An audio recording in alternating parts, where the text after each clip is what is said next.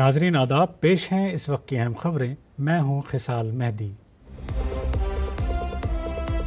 वज़ीर आज़म नरेंद्र मोदी ने India mobility global expo का किया इफ्तिताह। मोबिलिटी सेक्टर की तब्दीली से भारत की तरक्की को मिलेगी रफ्तार।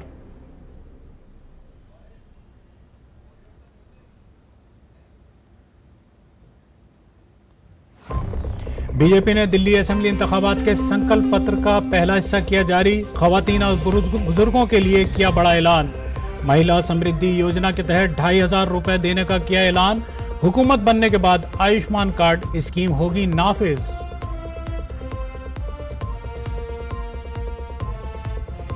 बहुजन समाज पार्टी ने दिल्ली असेंबली इंतखाबात के लिए 69 उम्मीदवारों की फहरिस्त की जारी। सोहेल देव भारतीय समाज पार्टी ने 3 सीटों पर उम्मीदवारों का किया ऐलान।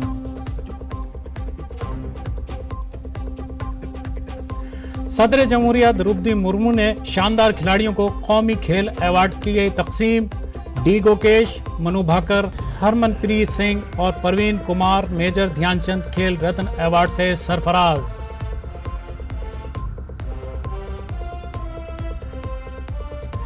और संचार साथी ऐप का आगाज। ये ऐप मोबाइल पर आने वाली कॉलों के जरिए धोखेबाजी से बचाने में होगा मददगार। मरकजी वजीर मवासलात ज्योतिरादित्य सिंधिया ने नेशनल ब्रॉडबैंड मिशन 2.0 का विजन दस्तावेज किया जारी।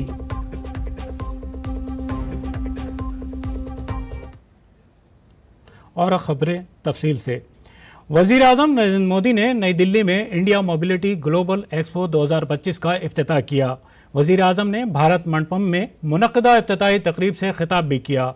मुल्क का ये सबसे बड़ा मोबिलिटी एक्सपो भारत मंडपम, यशु भूमि दिल्ली और India expo centre and mart greater Noida में एक साथ मुनक़िद किया गया। ये पूरी मोबिलिटी वैल्यू चेन को इकट्ठा करने की तरफ एक बड़ा कदम है। वज़ीर आज़म नरेंद्र मोदी ने कहा कि भारत की ऑटो इंडस्ट्री में पिछले साल में 12% इजाफा हुआ है। उन्होंने कहा कि भारत में दुनिया के कई ममालिक की आबादी से ज्यादा गाड़ियां फरोख्त हो रही हैं। बीते साल में भारत की ऑटो इंडस्ट्री करीब 12% की ग्रोथ से आगे बढ़ी है। Make in India, make for the world के मंत्र पर चलते हुए अब एक्सपोर्ट भी बढ़ रहा है। इतनी तो दुनिया के कई देशों की पॉपुलेशन नहीं है जितनी हर साल भारत में गाड़ियां बिक रही हैं।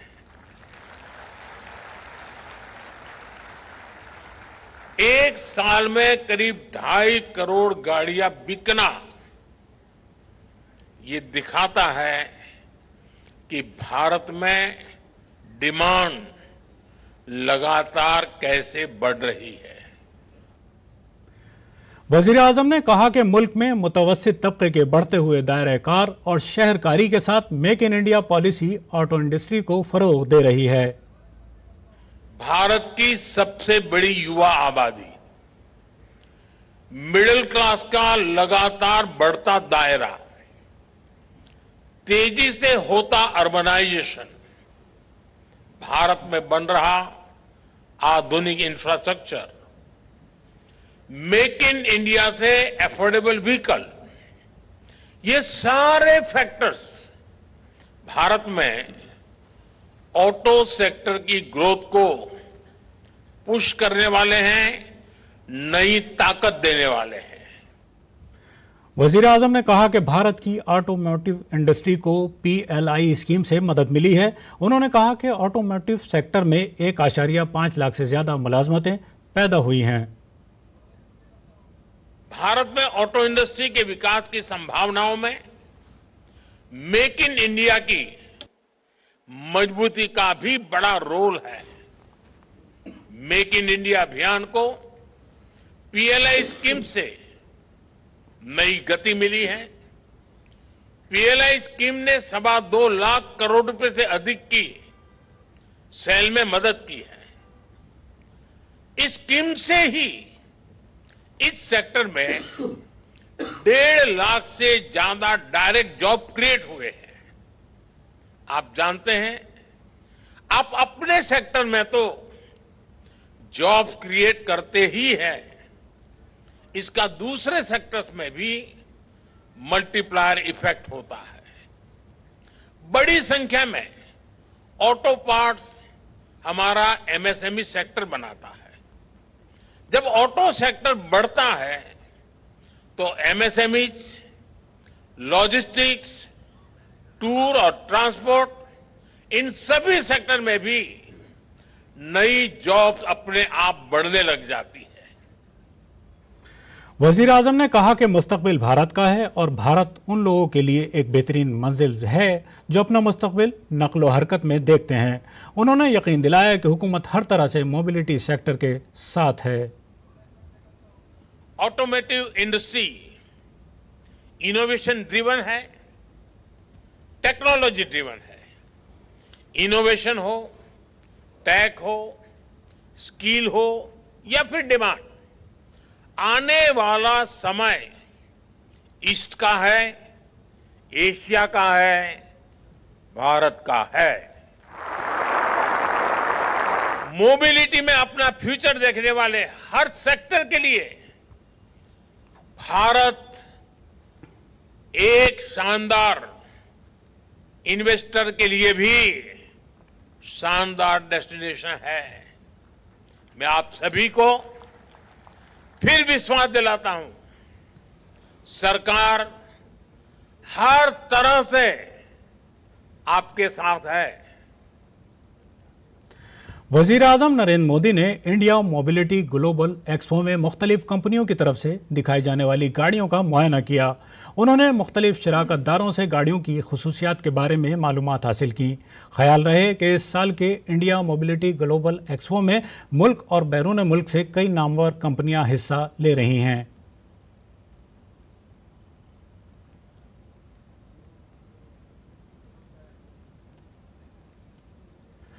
होंडा ने इंडिया मोबिलिटी एक्सपो 2024 में F300 CB का फ्लेक्स फ्यूल वेरिएंट मुतारिफ कराया है। होंडा F300 CB मोटरसाइकिल की सबसे बड़ी खूबी यह है कि इसे फ्लेक्स फ्यूल पर चलाया जा सकता है। मोटरसाइकिल 85% फ्लेक्स ईंधन के साथ बआसानी चलाई जा सकती है। फ्लेक्स ईंधन एक मुतबादिल ईंधन है जो पेट्रोल, मेथनॉल या एथनॉल के मरकब से बनाया गया है। फ्लेक्स ईंधन वाली गाड़ियां एक से ज़्यादा किस्म के ईंधन पर चलने के लिए बनाई गई हैं। फ्लेक्स ईंधन वाली गाड़ियां माहौल दोस्त हैं। ये गाड़ियां आम पेट्रोल और डीजल इंजनों से कम आलूदगी पैदा करती हैं। होंडा एक्टिवा ने अपना इलेक्ट्रिक स्कूटर भी स्विपल मोबाइल पावर पैक के साथ लॉन्च किया है। डीडी न्यूज़ के नुमाइंदे तापस भट्टाचार्य ने होंडा के सेल्स और मार्केटिंग डायरेक्टर योगेश माथुर से बात की। सेगमेंट में होंडा जो है एक बहुत बड़ी भूमिका निभा रहा है और कोशिश की जा रही है कि किस तरीके से ईवी में तब्दील हो। ये सारी कंपनियां उसमें लगातार कोशिश कर रहे हैं। बात करने के लिए मेरे साथ इस वक्त मौजूद है होंडा के सीनियर अधिकारी। ये हम देख पा रहे हैं कुछ बैटरीज लगी हुई है, ये क्या है थोड़ा बताएं।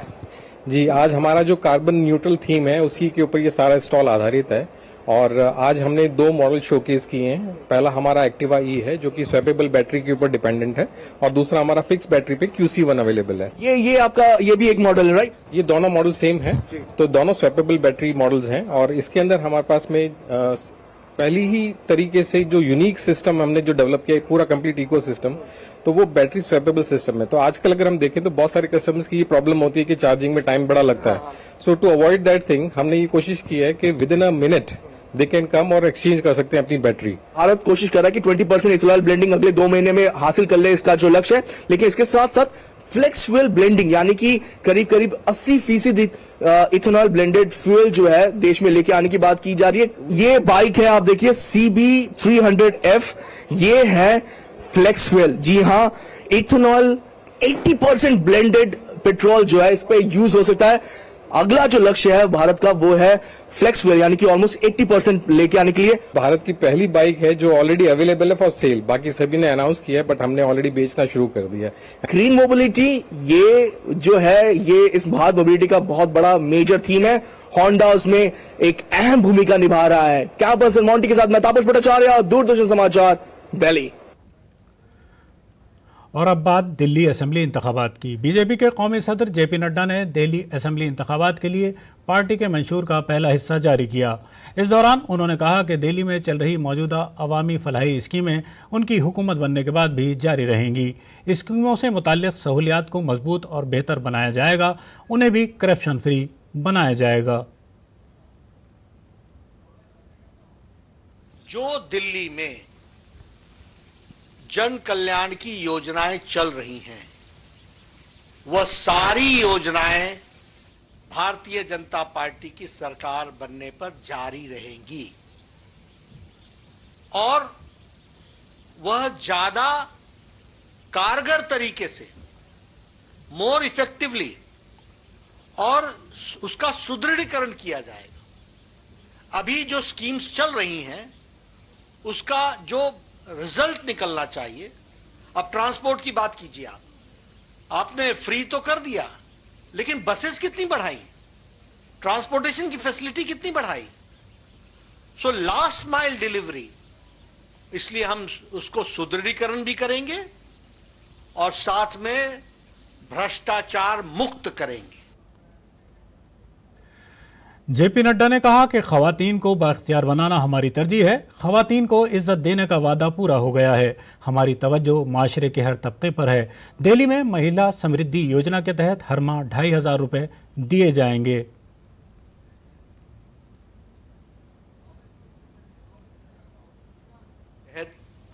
प्रति माह 2500 रुपए हर महिलाओं को दिया जाएगा और पहली कैबिनेट मीटिंग में महिला समृद्धि योजना फर्स्ट कैबिनेट मीटिंग में पारित किया जाएगा। एलपीजी के सिलेंडर में जो हमारी गरीब बहनें हैं, जो गरीब परिवार हैं, उनको 500 रुपए का सिलेंडर पर सब्सिडी दी जाएगी और साथ ही साथ होली और दिवाली में 1 सिलेंडर ईच, यह मुफ्त दी जाएगी, फ्री सिलेंडर दिया जाएगा, इसको प्रोवाइड किया जाएगा। मातृ सुरक्षा वंदना योजना को और इंप्रेसिव और उसको ताकत देने के लिए, उसको और शक्ति देने के लिए 6 न्यूट्रिशनल किट्स दिया जाएगा और साथ में 21,000 रुपए प्रति प्रेग्नेंट मदर को चीफ मिनिस्टर के मातृत्व सुरक्षा योजना के तहत वह भी दिया जाएगा।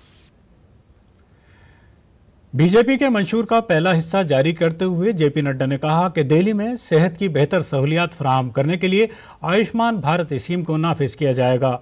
इस स्कीम के तहत दिल्ली हुकूमत 5 लाख रुपए का अलग इंश्योरेंस फराहम करेगी, जबकि मरकजी हुकूमत 5 लाख रुपए का बीमा फराहम करेगी। 70 साल से ज्यादा उम्र के लोगों को 10 लाख रुपए का इंश्योरेंस दिया जाएगा।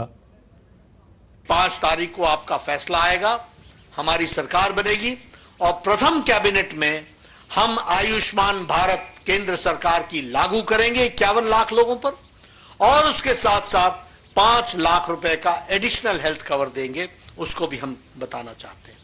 साथ ही साथ प्रधानमंत्री वय वंदन योजना का 5 लाख रुपए, जिनकी उम्र 70 साल से टिल डेथ, उनको 5 लाख रुपए और उस पर दिल्ली सरकार 5 लाख रुपए और जोड़ेगी, तो उनको भी 10 लाख रुपए का एडिशनल बेनिफिट दिया जाएगा। इस तरीके से आयुष्मान भारत को हम लागू करेंगे। जेपी नड्डा ने कहा कि 60 से 70 साल के दरमियान के लोगों की पेंशन में 500 रुपए का इजाफा किया जाएगा और 70 साल से ज्यादा उम्र के लोगों और दीगर जुमरों के लोगों को 2500 रुपए के बजाय 3000 रुपए की पेंशन दी जाएगी। हमारी सरकार 60 से 70 वर्ष के बुजुर्गों के लिए, एल्डर सिटीजन्स के लिए, उनकी सीनियर सिटीजन्स की जो पेंशन है उसको 2000 से 2050 500 2500 प्रति माह कर दिया जाएगा और उसी तरीके से सीनियर सिटीजन्स जो 70 साल से ऊपर के हैं और जो हमारे विधवा बहनें हैं और जो हमारे सीनियर सिटीजन्स हैं और जो हमारे स्पेशल एबल्ड लोग हैं, उनको जो डेस्टिट्यूट हैं, उन सबको 3000 रुपए यानी 2500 से बढ़ाकर उनकी पेंशन को 3000 रुपए कर दिया जाएगा। 2025 के दिल्ली असेंबली इंतखाबात में मायावती की बहुजन समाज पार्टी भी इसमें शामिल हो चुकी है। बहुजन समाज पार्टी यानी बीएसपी ने दिल्ली असेंबली इंतखाबात के लिए 69 उम्मीदवारों की फहरिस्त जारी की है। बीएसपी ने बाबरपुर सीट से अपने उम्मीदवार का ऐलान नहीं किया है।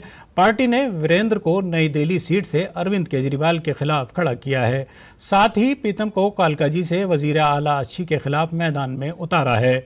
आपको बता दें कि दिल्ली में 5 फरवरी को 70 सीटों पर असेंबली इंतखाबात के लिए वोटिंग होनी है। वोटों की गिनती 8 फरवरी को होगी।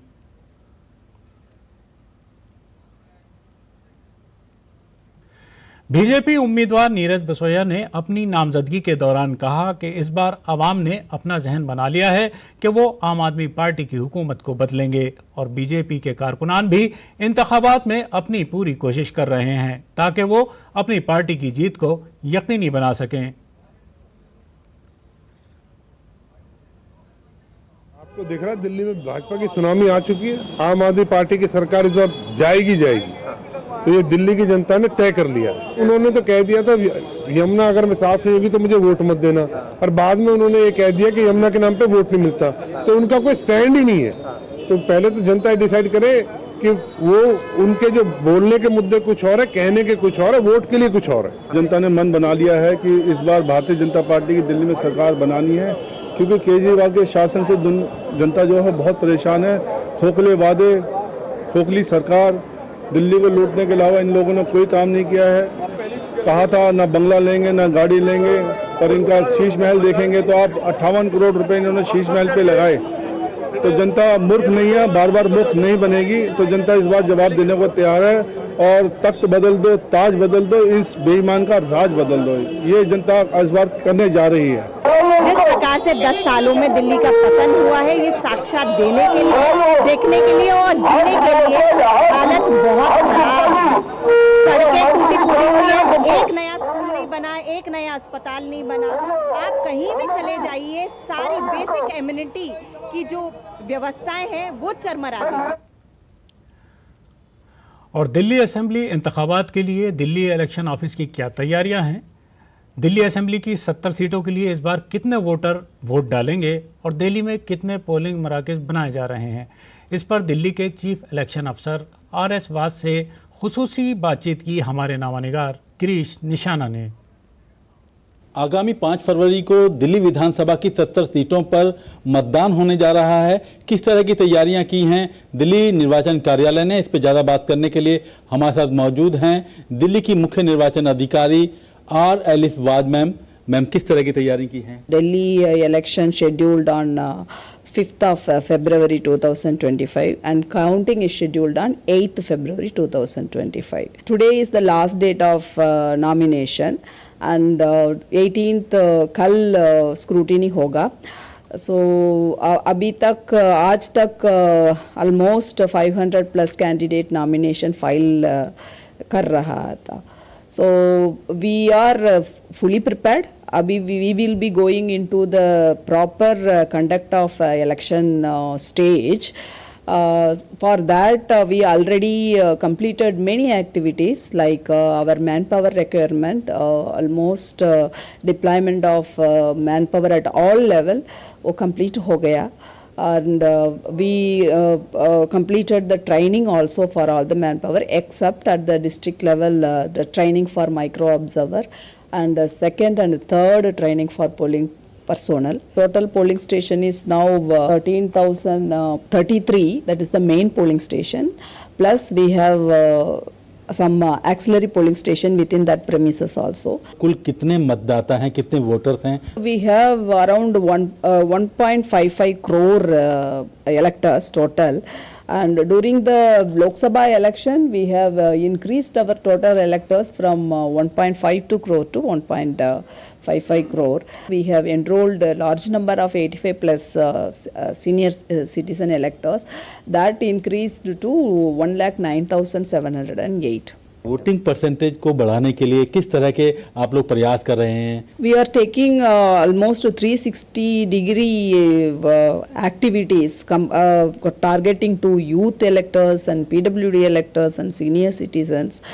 And we have already completed many activities, like we recently conducted one music band program also. Through that we are planning to attract our young elector and new electors, and we have also initiated the Autoref facility carrying the message for the importance of voting in 3000 autos all over the Delhi. 5 फरवरी अब नजदीक ही आती जा रही है, उनके लिए क्या message देना चाहेंगे? I request all the voters of Delhi to come in large number to vote on the polling day, that is 5th February 2025, and also any queries, any grievances or anything, you please call us in 1950 helpline, and also please visit our social media platforms and our website to know the many details, and we have given all the provisions in our website and also in the social media platform of CEO Delhi. Delhi निर्वाचन कार्यालय तो पूरी तरह से तैयार है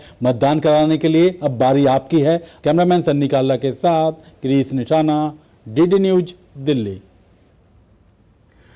और इसी दौरान आम आदमी पार्टी के काउंसलर रविंद्र सोलंकी और नरेंद्र गिरसा ने दिल्ली बीजेपी के सदर वीरेंद्र सचदेवा की मौजूदगी में बीजेपी में शमूलियत इख्तियार की।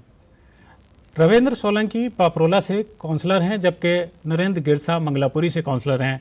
आम आदमी पार्टी के लीडरों की पार्टी में शमूलियत पर मगरबी दिल्ली से बीजेपी के रुकने पार्लियामेंट कमलजीत सहरावत ने कहा कि जो वादे किए गए हैं वो पूरे किए जाएंगे।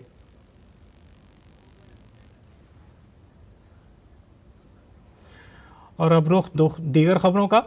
वजारत दिफा ने भारतीय बहरिया के औसत दूरी की सतह से हवा में मार करने वाले मिसाइलों की फराहमी के लिए भारत डायनेमिक्स लिमिटेड यानी BDL के साथ एक मुआहदे पर दस्तखत किए हैं।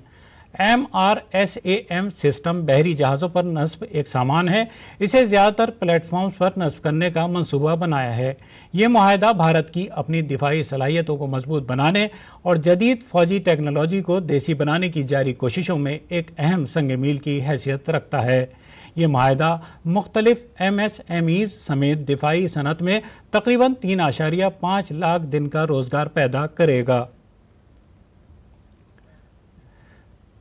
मवासलात और शुमाल मशरिक़ की तरक्की के मरकज़ी वज़ीर ज्योतिरादित्य सिंधिया ने दूर दराज के इलाकों में मवासलात की रसाई और लोगों को मोबाइल फ्रॉड से बचाने के लिए बड़े इक़दामात शुरू किए हैं। मरकज़ी वज़ीर ने नेशनल ब्रॉडबैंड मुहिम 2.0 का दस्तावेजी विज़न जारी किया। उन्होंने DBN की माली एआनत से G4 मोबाइल साइट पर इंट्रा सर्किल रोमिंग शुरू की। इसके अलावा संचार साथी ऐप भी लॉन्च किया। मरकजी वजीर ने कहा कि मुल्क के हर शहरी को बाइख्तियार बनाना हमारी जिम्मेदारी है।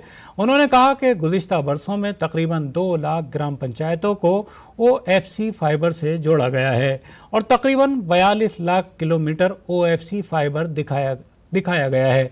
बाकी तमाम 2.75 लाख गाँवों को नेशनल ब्रॉडबैंड मुहिम 2.0 के तहत कवर किया जाएगा।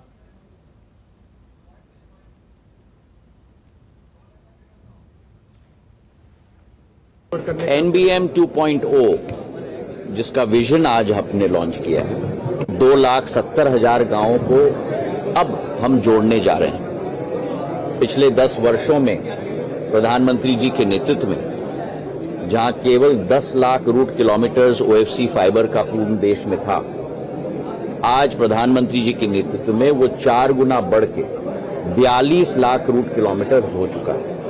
नेशनल ब्रॉडबैंड मिशन के आधार पर एक एक नागरिक को सशक्त बनाना, यही प्रधानमंत्री जी की विचारधारा है जो अब क्रियान्वयन NBM 2.0 के द्वारा हो रही है।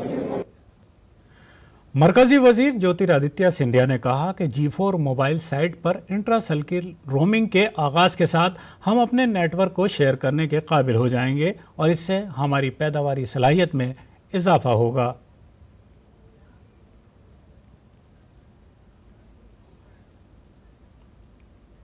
और अब बात प्रयागराज के महाकुंभ की।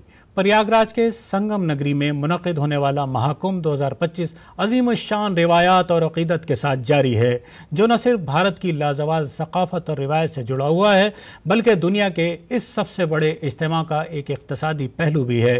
कई तंजीमों के मुताबिक 45 दिनों में महाकुंभ में लगने वाली दुकानों से ही 20,000 करोड़ की कमाई होगी और हुकूमत की कमाई 3 लाख करोड़ तक पहुंच सकती है। हुकूमत 45 दिनों तक चलने वाले कुंभ मेले पर तकरीबन 7,000 करोड़ रुपए खर्च कर रही है।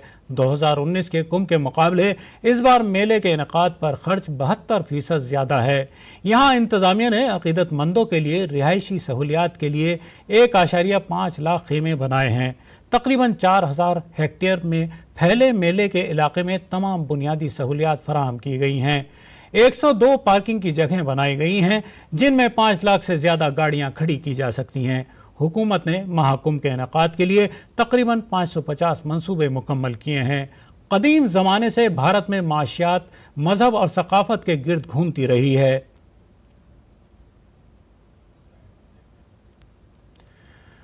राष्ट्रपति भवन में मुनक़िदा एक तकरीब में सदर जमहूरिया द्रौपदी मुर्मू ने कौमी खेल अवार्ड 2024 तकसीम किए।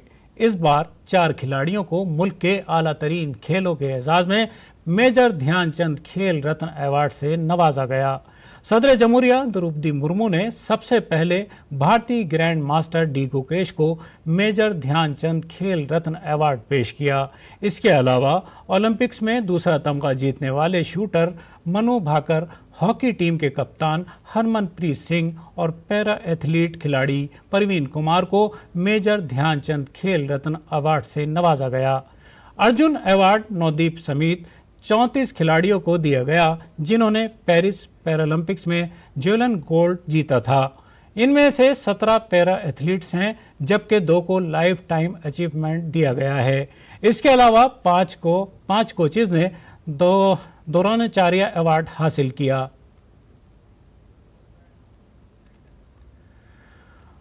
पाकिस्तान के साबिक वजीर आजम इमरान खान को करप्शन केस में 14 साल कैद की सजा सुनाई गई है। पाकिस्तानी अदालत ने उन्हें Al Qadir university trust corruption case में ये सजा सुनाई है। उनकी अहलिया बुशरा बीबी को भी 17 साल कैद की सजा सुनाई गई है। अदालत ने 190 मिलियन पाउंड करप्शन केस में इमरान खान को 14 साल कैद की सजा सुनाई, जबकि उनकी अहलिया बुशरा बीबी को 7 साल कैद की सजा सुनाई गई है। जज नासिर जावेद राना ने पीटीआई के बानी इमरान पर भारी जुर्माना भी आयद किया है। इमरान खान को 10 लाख रुपए जुर्माना अदा करना पड़ेगा और उनकी अहलिया पर 5 लाख रुपए जुर्माना आयद किया गया है। और नाजरीन, इसी के साथ खबरनामा यहीं ख़त्म होता है। हमारी पूरी टीम को दीजिए इजाज़त। आदाब।